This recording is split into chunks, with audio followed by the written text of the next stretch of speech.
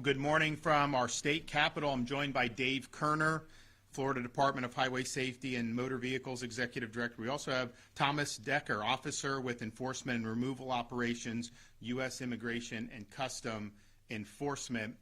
We have, particularly once Joe Biden took office in 2021, as a state been at the forefront of combating illegal immigration. In 2021, we were the first state to assist Texas at the southern border through Operation Lone Star. We deployed over 1,000 National Guardsmen, State Guardsmen, and other state LEOs to assist Texas in its efforts to stop the invasion at the southern border. The federal government at the time was facilitating that, and so we needed states to step up to supplement what Texas was doing.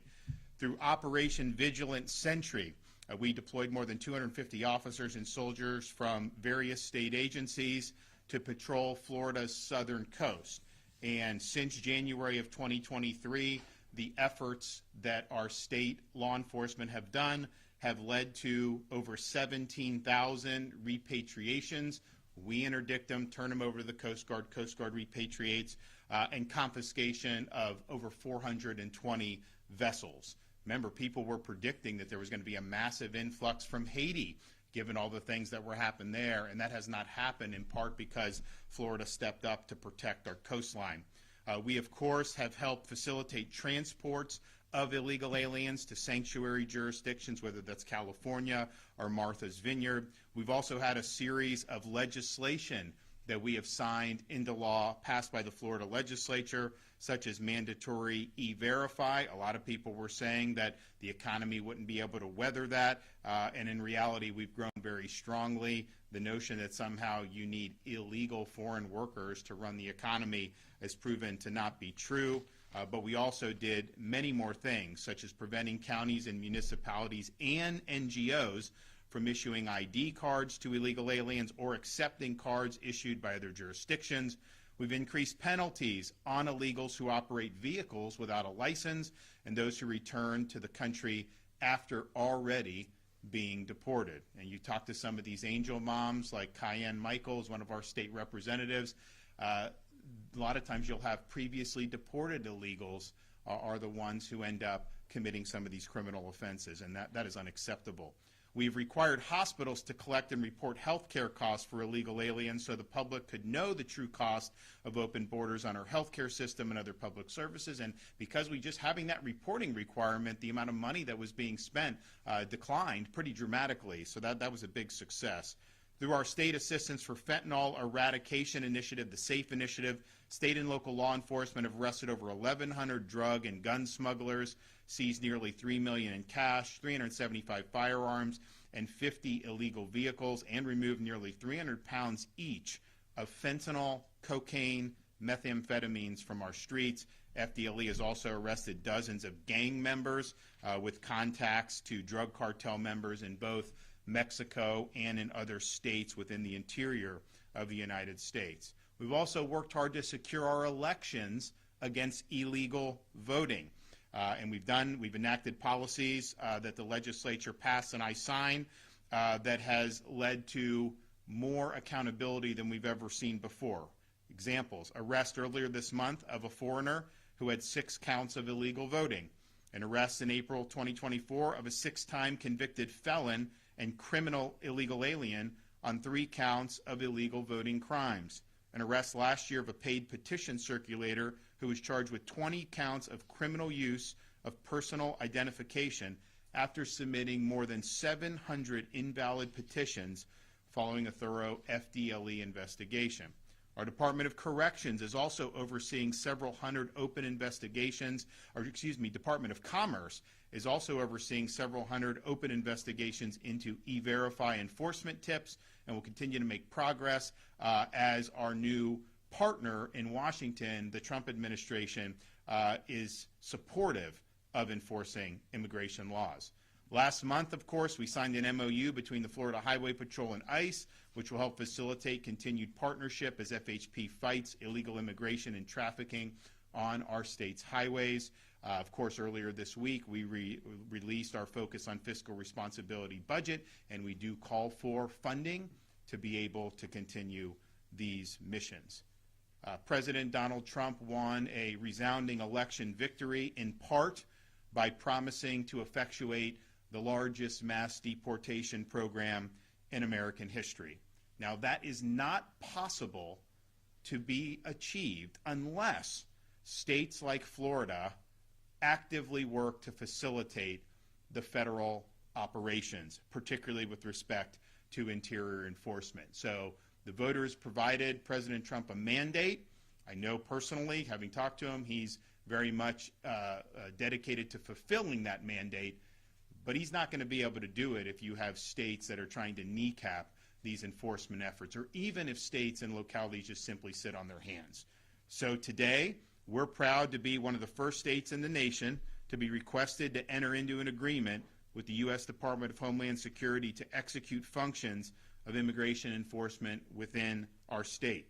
And because of this, I've directed Dave Kerner, the Florida Highway Patrol, to enter into and fulfill this agreement, and of our state troopers trained and approved by ICE to perform these immigration enforcement duties. Thanks to President Trump's strong leadership, through today's agreement, our state law enforcement officers will finally be able to cooperate with the U.S. Homeland Security Authority via ICE's 287G program. This program authorizes ICE to delegate to state and local enforcement officers the authority to perform specified immigration officer functions under the agency's direction and oversight.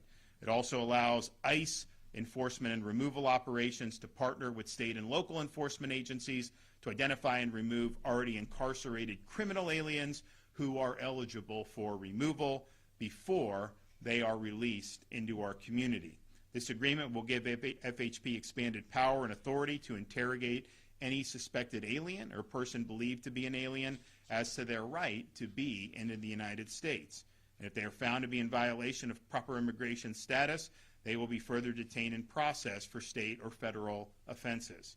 This means that FHP state law enforcement officers will be empowered to arrest and detain aliens attempting to unlawfully enter the United States, such as through ports of entry or via waters off Florida's coastline, which is, of course, where we see a lot of the direct involvement with illegals.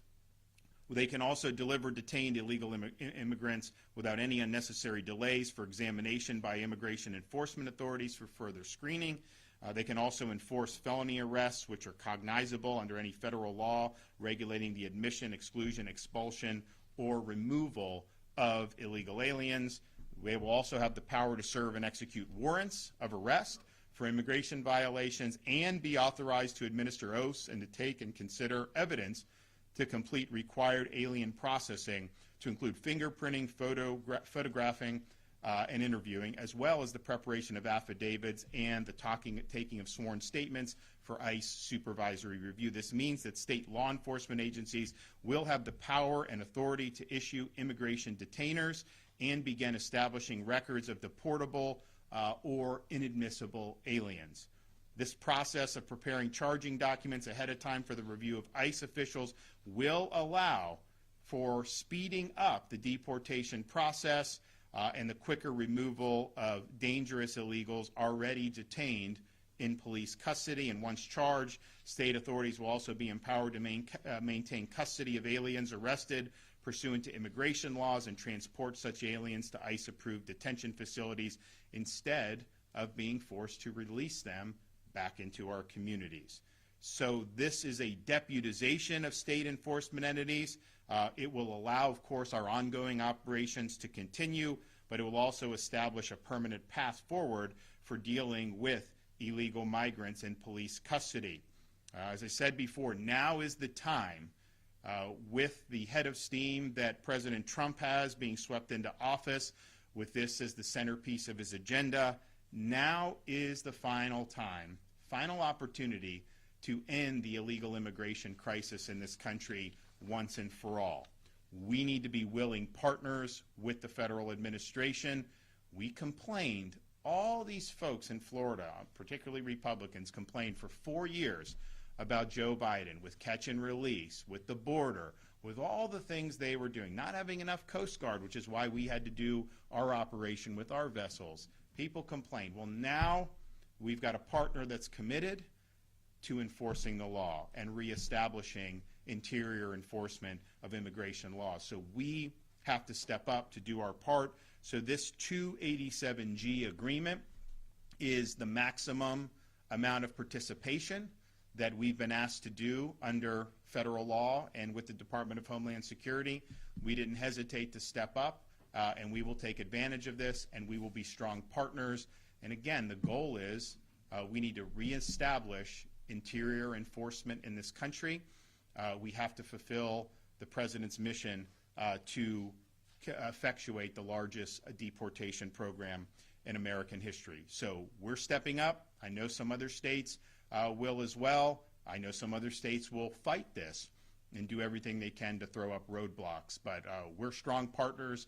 We understand the people spoke loud and clear, and we understand that this is important that these policies be implemented without delay. Okay, next we're going to hear from Dave Kerner, Executive Director, Florida Department of Highway Safety and Motor Vehicles. Thank you, Governor. It's an honor to be here with you today, and to my partners in ICE, Immigration Customs Enforcement, thank you for joining us here today. You all have been just outstanding partners since day one, going back to January. We know from a personal level, you all are burning it, the candle at both ends, both in D.C. and in the field of operation where you work. You've been nothing but professional, proactive, and you've been an excellent partner thus far.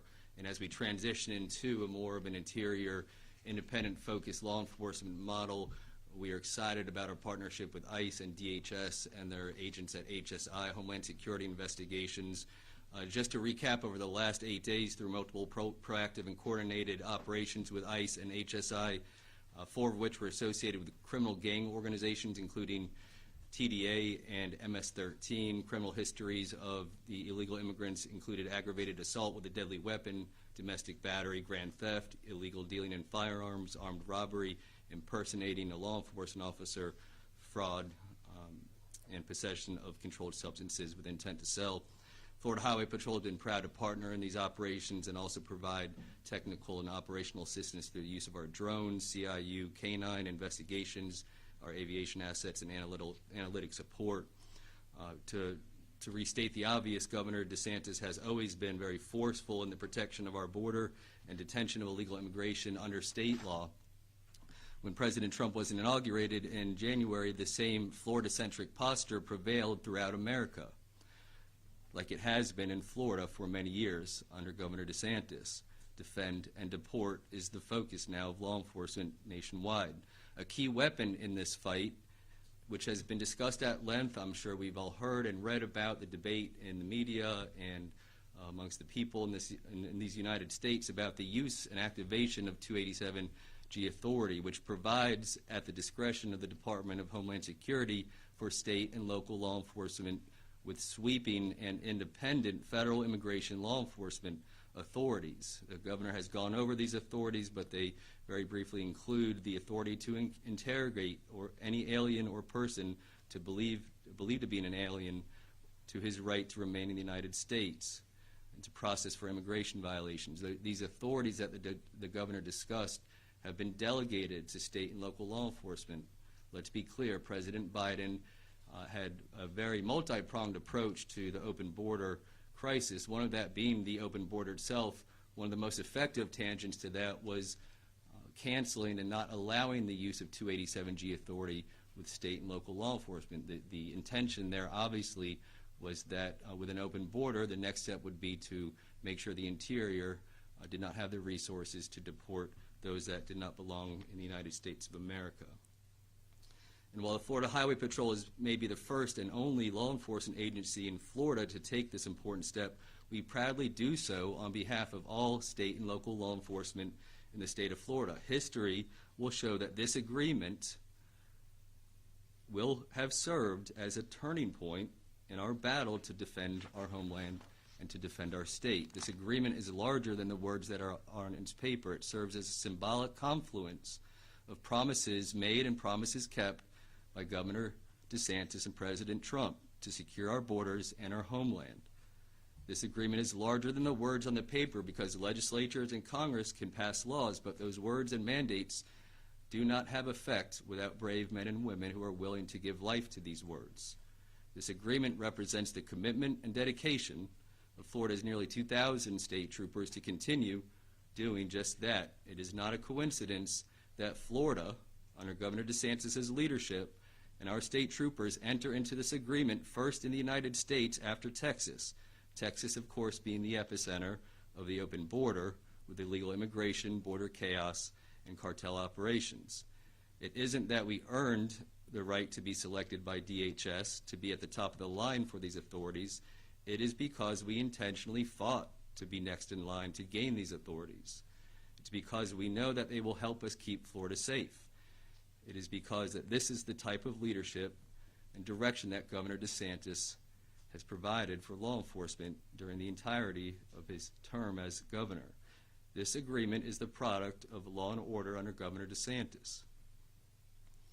We will not be deterred, we will not be delayed, and we will not be distracted from our mission and focus to secure the state of Florida and to help build a state immigration enforcement infrastructure that will affect generations of Floridians to come. We will not be deterred by special interest who disingenuously use misguided appeals to the emotions. We will not be delayed by indecision or interference. We will not be distracted by the yelling and screaming of people who wish to do harm to the people of Florida and wish to do harm to the people of the United States of America and our values. We understand this chapter is larger than just the mission ahead.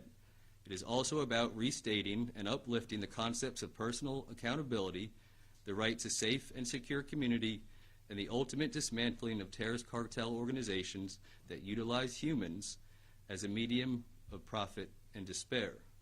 On behalf of the Florida Highway Patrol, we look forward to making full use of these powerful new authorities to keep Florida safe and continuing the great work that will be accomplished, working with our DHS partners in ICE and HSI and our local law enforcement partners. Governor, thank you for this opportunity. Okay. ICE. Good morning. On behalf of the ICE, we look forward to working with our new law enforcement partners in Florida. Thank you. Well said. All right. And here it is. We got the agreement, ready to go. So this is, full participation from the Florida Highway Patrol and the Department of Highway Safety Motor Vehicles. We, we stand ready to help with some of our other agencies. That'll be something that DHS can determine whether they think it would be beneficial to have an FDLE, to have Fish and Wildlife, to use some of our State Guard or National Guard assets. I mean, clearly we're going to be using the State Guard to be able to help with these operations ourselves, but to the extent they want some of those involved with these authorities, we stand ready to help. This is a great start. It shows our commitment to this, and I look forward to seeing additional great things. I mean, if you think about just look what's happened in the last couple of weeks. They're busting, so ICE as well as state partners and sometimes local partners, they're busting these Venezuelan gang members. They busted them in Central Florida, up here in North Florida, Chinese illegals down in South Florida. All this stuff is happening, and this is basically interior enforcement, street-level enforcement. There's some people that say that sanctuary, that you shouldn't do anything. Now, obviously, you can't do that in Florida with our laws against that. But then there are others who say, well, until someone commits a crime and ends up in jail, then somehow no, that's too late. So obviously, if somebody's in jail, you turn them over to ICE. Of course you do that. But why would you want these gang members just be able to run roughshod, and then you only act once there's something that they've done that is rendering them to be able to be convicted of a serious felony? The standard should be much lower than that to be able to protect the people. So what we're doing here is really significant interior enforcement. And there, if you look at the numbers so far that you've seen in terms of ICE arrests on a daily basis and extrapolate that over 4 years, there needs to be an increase on that to be able to meet the goal of having this be the largest. And I think part of it is Biden decimated this stuff. I think there's some people that are kind of, quote, in the deep state who are trying to undercut it. That's why they released some of these illegals the other day. I think that'll ramp up, and I think you're going to see that. And you look at guys like Tom Oman, he's going to get that in line. So you'll see those numbers go up, but you need the state and local partnerships to be able to ensure that you have routine enforcement of the law. So that's what we're doing today, and I'm really thankful that we were able to enter this agreement. Yes. Governor, two questions real quick. The first one is how quickly will the provisions of this agreement start taking effect? And then the other would be where are we at with the immigration bill? So when you do this 287G, it involves really significant training. And so you're going to have our folks are going to go through, they're going to work with DHS, and they are going to be trained to be able to exercise these authorities. Now, they're not exclusively going to necessarily do this to the exclusion of others. I mean, for example, you have people that are on our highway patrol, keeping our streets safe. You have an illegal that's driving drunk, gets pulled over. They're now going to be trained to know, okay, doesn't have the ability to produce identification, acknowledges he's in the country illegally, then you know what to do with ICE to be able to protect the public. And one of the things I've just seen time and time again is when you have a fatal crash involving an illegal driver, a lot of times they've had previous times where they've been pulled over for erratic driving or drunk driving, and it's almost like catch and release. So you just do that. So there is going to be some ramp up time before all these authorities are exercised, but we think it's important to do this at the front end so that we're able to get the most out of it. Now, we have been working in good faith with folks in the legislature on making sure state law is reflecting the urgency of the situation, and that we'll be able to maximize support for the Trump administration's agenda along these lines. Clearly, I made my views known on what they produced in the special session last week. We know that we need to make sure that we have state and locals involved. We can't just be participating in catch and release. We need to be able to have a legal basis to hold people accountable if they enter illegally, and on and on. So I do think that the policy is probably less far apart than what it was last week, and we'll see. But ultimately, it's like, what do the voters expect us to do? And I think the voters expect us to be as strong as we can. I mean, someone was saying, oh, the governor is too hawkish or something on illegal immigration. Our voters will never say anything's too strong. They want strong. And so we got to make sure what we're doing is going to be really strong. But I do think that we are going to get there. And look, we've been willing to work in good faith. We were out last week educating people, letting them know the problems. People clearly had some issues with what was done. But then most of this week, we've just been working, trying to line up the policy, and then let's get off to the races and get the job done. Does this agreement preclude the need for a statewide office of immigration enforcement or a chief officer? Because clearly, I mean, you're able to make agreements with Homeland Security that sound pretty ironclad and sound like they're going to accomplish a lot of things that the Trump administration wants to do. So from the state level, I think you're right. I mean, we've been doing this already, right? When some of the legislators were doing some of the proposals that we were supportive of, did this chief immigration officer, it really wasn't trying to upend any apple cart. It was just to have kind of a clearinghouse so that you have someone that's actively coordinating with the sheriffs and the police chiefs. But technically, you don't need that. You could just have the agency heads do that as a matter of course. What the legislature did was they took that and put it in the Department of Agriculture and then vested the agriculture commissioner with substantive authority to basically scuttle any immigration enforcement. So they deleted all of our authorities to do the operations we're doing. So the vessels, that would stop if their bill had passed. The interdictions that Dave has been doing and FDLE, that would stop. And locals would not even be able to communicate with ICE without getting the mother may I. So they made that and I think it was unconstitutional the way they did it. I think clearly people rejected that, and they know that that's not the way to go. But the reality is we can do state level enforcement. We want legislation to say that we have a duty for both state and local. But I mean, I am gonna do it, and so it makes sense to put it in law. But I'm going to do it anyways, and we'll figure out, however, whether you have an immigration officer or not have an immigration officer, basically these agencies are able to work with ICE, and they're able to execute these agreements as is requested by the Department of Homeland Security. And as I said, FDLE, we stand ready. Maybe Homeland Security doesn't need that, or maybe they don't want it. We stand ready with our maritime, with fish and wildlife. Maybe they don't need it. Maybe they don't want it. We also stand ready with our state and national guard. So there's a lot of possibilities here, and we're going to be able to do it, no matter what the contours are of this. Will there be a special session to address the type of urgent legislation you're discussing?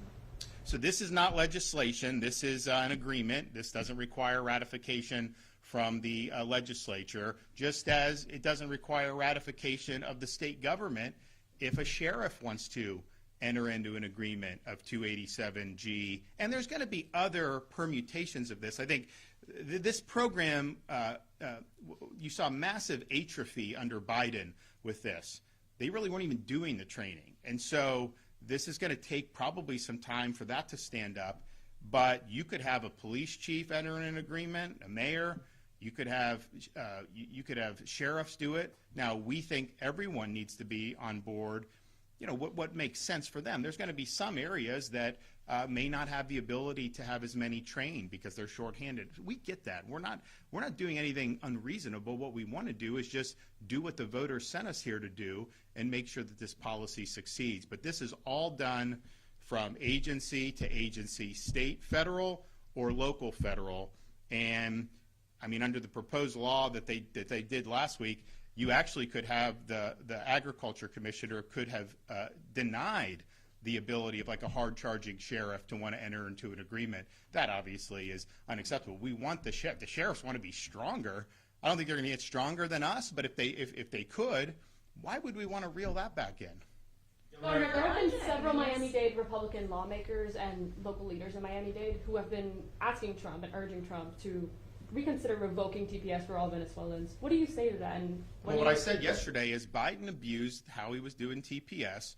What Trump did is consistent with the intent of the law, and he was absolutely within his rights to do that. TPS has a very limited application, and Biden really, I mean, he went haywire on everything, including parole, which was a total joke under Biden.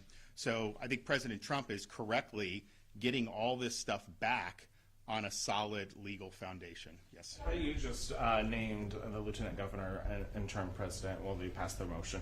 Can you kind of talk about your thoughts on that and timeline for replacement? Well, a lieutenant governor has done a great job for Florida. She has been involved in all the successes that we've had over the last 6 years. She's been especially involved in things like the space program. She's been very supportive of our efforts to bring some sanity to higher education. And so I think in that sense, she's going to do a really good job there. FIU is really an interesting place because it's our state university in kind of this area that's really boomed over the last 4 or 5 years, where Miami has really become a hub of so much. And they had always had things going on. But the number of people that have really looked to Miami over the last 4 or 5 years has gone up considerably. I like what they've done on the Adam Smith Center. I think you have pretty much every right of center former head of state in the entire Western Hemisphere has been there to talk. And so they've really been great at promoting free enterprise and the rule of law and constitutional government. I think they're going to be able to do a lot more of that going forward. So I think FIU has an opportunity to really expand its horizons. I think they've done a good job, but I think you're going to see them pick up even more steam with her at the helm. So it's an exciting time.